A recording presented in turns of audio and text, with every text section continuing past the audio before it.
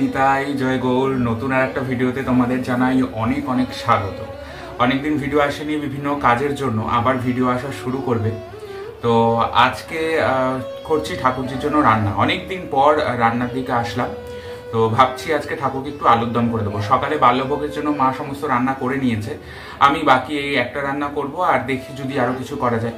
চলো সাথে থাকো। রান্নার দিকে যাওয়ার আগে চলো দর্শন করে নিই আমাদের মায়েদের, যুগলকে, প্রাণকে। আসলে অনেক দিনই তো হয়ে গেল তোমাদের সাথে কারো দর্শন ভাগ করা হয়নি। মাঝখানে ভিডিও একবার গ্যাপ হয়ে গেলে বিভিন্ন কাজের মধ্যে জড়িয়ে যাওয়া হয় এবং ভিডিও আনা হয় না। দেখো, মাকে খুব রিসেন্টলি মানে এই অমাবস্যাতেই এই গরদের কাপড়টা পরানো হয়েছে। কেমন লাগছে অবশ্যই মাকে জানাবে তোমরা। গতকাল থেকে নাকি আমাদের রাশির যারা জাতক জাতিকারা রয়েছেন এবং আরও বেশ কিছু রাশি জাতক জাতিকাদের ওপর নাকি শনি মহারাজের কৃপা বিশেষভাবে বর্ষিত হবে। আমাদের কাছে শনির 7.5 বলে যেই বিষয়টা বিশেষভাবে পরিচিত, 7.5 মানে 7.5টা বছর শনি মহারাজ আমাদের ওপর দৃষ্টি রাখবেন। তার দৃষ্টি মানেই কিন্তু খারাপ তা নয়, কৃপাকারী দৃষ্টি কিন্তু তিনি বর্ষণ করেন। যে সৎ পথে থাকবে তার কোনো ভয় নেই, যে অসৎ পথে থাকবে তারই ভয়, কারণ উনি হলো কর্মফল প্রদানকারী দেবতা। সেই ক্ষেত্রে কর্ম যাদের সঠিকভাবে হচ্ছে বা যারা সৎ পথে চলছে, যারা সঠিক কর্ম করছে, তাদের ভয়ভীত হওয়ার কোনো কারণ নেই। ইষ্ট নাম এবং গুরু নাম স্মরণ করেই কিন্তু সঠিক পথে চলা যায়। যারা গুরুদেবের ছত্রছায়ায় থাকেন এবং ইষ্ট সেবা করেন বা ইষ্ট নাম জপ করেন বা যে কোনো নামের আশ্রয়ে আছেন, তাদের ক্ষেত্রে কিন্তু কোনো সমস্যা হওয়ার কথা নয়। এই কারণেই যে যারা গুরু আনুগত্যে থাকেন বা যারা ইষ্ট নাম স্মরণ করে চলেন, তারা খুব একটা বাজে কাজ বা খারাপভাবে চলবে সেটা কিন্তু ধরা যায় না। তাদের কর্ম মোটামুটি ভালোই হয়ে থাকে। গ্রহরাজ ভারী গ্রহ, সেই কারণে কিন্তু আমাদের অনেকের ক্ষেত্রে সমস্যা হয়, কিন্তু নিজেদের যদি সঠিকভাবে পরিচালনা এবং সামলে নেওয়া যায় তাহলে কিন্তু আর কোনো সমস্যা থাকে না। তো আমরা চলে এসেছি রান্না করতে। তো তোমাদের যেমনটা বললাম যে আজকে ঠাকুরজির জন্য একটু আলুর দম করার শখ হয়েছে, কারণ সকাল সকাল মা মোটামুটি রান্না কিছু করেছে, তারপরে আমি ভাবলাম যে আলুর দমটা বাকি রয়েছে সেটা নয় আমিই করি। তো একটু চারমগজ আর কাজু বাদাম প্রথমে ভিজিয়ে রাখছি, তারপরে যে রান্নার বাকি প্রিপারেশন সেটা করব। গ্রহরাজ আমাদের ওপর 7.5টা বছর কৃপা দৃষ্টি বর্ষণ করবেন বা আমাদের সাথে অবস্থান করবেন, এটা কিন্তু আমাদের কাছে ভীষণ ভালো। উনি যখন আমাদের সাথে এসে থাকেন বা আমাদের ওপর কৃপা দৃষ্টি বর্ষণ করেন, উনি একজন কঠোর অভিভাবক বা একজন কড়া শিক্ষকের মতো আমাদের জীবনকে পরিচালনা করে। সেক্ষেত্রে আমাদের জীবনের যে ভুল দিশাতে মানে আমরা পরিচালিত হচ্ছিলাম, সেই দিশা থেকে সঠিক দিশায় আমরা কিন্তু চলতে শুরু করি।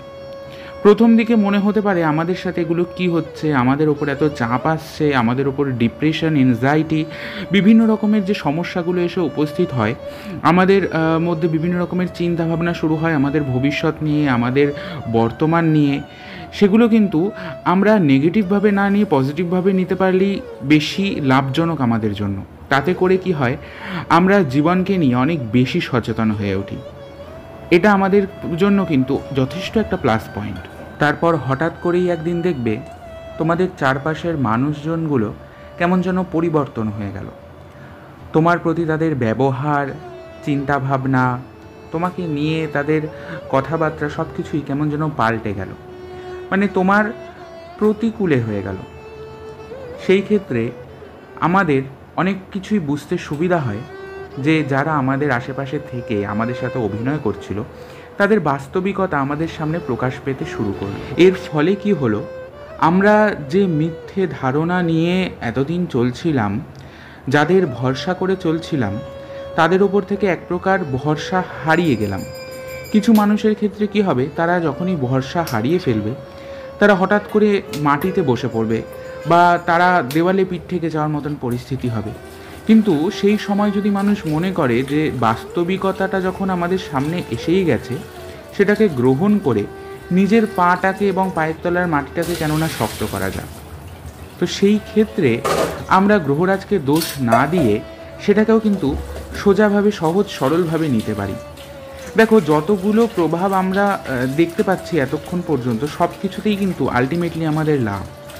বিশেষ করে যারা সাধন পথে থাকে তাদের কাছে এগুলো কিন্তু নতুন কিছু নয়। ইষ্ট সবসময় আমাদের এরকম বিভিন্ন রকম পরীক্ষার মধ্য দিয়ে ফেলেন, শারীরিক অসুস্থতা বলো, বিভিন্ন প্রতিকূল পরিস্থিতি বলো, এবং হঠাৎ করে নিজের আপনজনদের পরিবর্তন বলো, সব কিছুই কিন্তু আমরা অভ্যস্ত। তবে শনির সাড়েসতি জীবনে আসার পরে আমাদের কিন্তু খুব একটা এফেক্ট পড়বে না, কারণ আমরা সারাটা জীবন এইভাবেই চলছি। ইষ্ট কিন্তু আমাদের এইভাবেই করা শাসনের মধ্য দিয়ে পরিচালনা করেন সব সময়। প্রথমেই বলেছিলাম যে যারা ইষ্ট বা গুরু আনুগত্যে রয়েছে তাদের কিন্তু বিশেষ একটা খারাপ ফল বা খারাপ প্রভাব পড়বে না। খারাপ প্রভাব বলতে এগুলোই। তবে আমরা নিজেদের মতন করে সেটাকে যদি সঠিকভাবে গ্রহণ করি, জীবনে কিন্তু আমাদের অনেক উন্নতি হবে। যত পরিশ্রম করা যাবে ফল কিন্তু তত ভালো। গ্রহরাজ এমনই একটা গ্রহ, কর্ম যত ভালো হবে ফল কিন্তু তত ভালো হবে। তাই এই কটা বছর হচ্ছে কর্ম করার বছর। ভীষণভাবে পরিশ্রম করো, কর্ম করো, নিষ্ঠ গুরু সকলকে স্মরণ করে চলো, ইষ্ট সেবা করে চলো, এবং সব সময় সত্য পথে, সঠিক পথে চলার চেষ্টা করো। পারলে অসহায় পশু পাখি, অসহায় মানুষজনদের পাশে দাঁড়ানো বা একটু ছোটোখাটো কোনো রকম সাহায্য করার চেষ্টা করো। এর ফলেও কিন্তু জীবনে অনেক উন্নতি হবে এবং তোমাদের মনও কিন্তু অনেক ভালো থাকবে। আর যা সংযম করতে হবে তা হলো নিজের জিহবা, অর্থাৎ কথা বলা, কি বলছি না বলছি সমস্তটা ভেবে বলতে হবে। আমার মতন যারা ভীষণ পরিমাণে রাগী এবং ভীষণ ছোটোখাটো বিষয়ে রেগে যায়, উচ্চ স্বরে কথা বলে এবং যখন রাগ হয় তখন সামনের জনকে কি বলছি সেই সম্পর্কে কোনো রকম ধারণাই থাকে না, যদি তোমরাও আমার মতন হয়ে থাকো তাদের কিন্তু অবশ্যই নিজের রাগকে কন্ট্রোল করতে হবে। রাগকে কন্ট্রোল করতে না পারলেও নিজের জিভকে কন্ট্রোল করতে হবে, কারণ এই সময় আমাদের জীবের মধ্য দিয়েই কিন্তু ভীষণ খারাপ এফেক্ট জীবনে পড়তে পারে। জীবের মধ্য দিয়েই কিন্তু বেরিয়ে যাওয়া কথা আমাদের জীবনটাকে তছনছ করে দিতে পারে। তাই সবার আগে রাগ, কথা বলা এই সমস্ত কন্ট্রোল করতে হবে। এটা শুধুমাত্র এই শনির সাড়েসতি চলছে তাই জন্য না, আমাদের উচিত চেষ্টা করা সারাটা জীবন নিজের জীবকে বা বাককে সংযম করা। আমি সকলকে বলবো যে এটা এক প্রকার আমাদের সকলের কাছে সুযোগ যে নিজেকে গড়ে পিটে নেওয়ার। 7.5 বছর যখন আমরা হাতে পেয়েছি, আমাদের অভিভাবক হিসেবে বা আমাদের পথপ্রদর্শক গুরু হিসেবে যখন শনি মহারাজ এসেছেন, তখন ওনাকে অনুসরণ করে ওনার চরণে শরণাগত হয়ে আমাদের কিন্তু উচিত সঠিক পথে চলা এবং জীবনটাকে আরও সুন্দর করা। প্রত্যেকের জীবনেই এই সাড়েসতি একবার না একবার আসেই, অনেক বেশি আসে, তবে একবার আসবেই। তো এটা নতুন কিছু নয়। তবুও এবারে দেখলাম যে মানুষজন কিছু মানুষকে ভয় ধরিয়ে দেওয়ার চেষ্টা করছে। সেই কারণেই আজকের ভিডিওতে এই কথাগুলো আলোচনা করলাম। আসলে আমাদের ভয় যদি মনে একবার ঢুকে যায়, তখন আমরা কিন্তু সহজ কাজটাকেও জটিল করে ফেলব। জীবনে যখন তুমি চিন্তা করবে যে আমার সামনে যে প্রতিকূলতাগুলো আসছে সেগুলোকে খুব ঠান্ডা মাথা ঠান্ডা রেখে আমাদের জয় করতে হবে, তখন দেখবে কোনো প্রতিকূলতা তোমার কাছে আর প্রতিকূলতা মনে হবে না। আর সাথে যখন ইষ্ট আছে, গুরুদেবের আশীর্বাদ আছে, তখন চিন্তা কিসের? হাসি মুখে যুদ্ধে নেমে পড়তে হবে। কথা বলতে বলতে রান্নার কাজ কিন্তু অনেকটা এগিয়ে এসেছে। আমি হয়তো চাইলে তোমাদেরকে রান্না কি করছি না করছি শেয়ার করতেই পারতাম, কিন্তু আমি এই কারণে করলাম না, কারণ রান্না করতে আমরা সবাই জানি টুকটাক, এবং আমার চ্যানেলটা রান্নার চ্যানেল নয়। আমি ঠাকুরজির জন্য ভালোবেসে যেটাই করছি সেটাই তোমাদের সামনে তুলে ধরি। তবে আমি এই কাজগুলোর পেছনে, এই ভিডিওগুলোর পেছনে কিছু না কিছু কথা তোমাদের সাথে শেয়ার করি, যেটা নিজেকেও উপদেশ দেওয়ার মতন হয় এবং তোমাদের সাথেও ভাগ করে নেওয়ার মতন হয়। আমি যখন তোমাদের সাথে কোনো কিছু ভাগ করে নিই, কোনো কথা বলে থাকি, তখন কিন্তু শুধুমাত্র যে তোমাদের বলছি তা নয়, এই সম্পূর্ণ যে উপদেশগুলো সেগুলো কিন্তু আমি নিজের জন্যই দিচ্ছি, নিজের জন্যই আমি বলছি।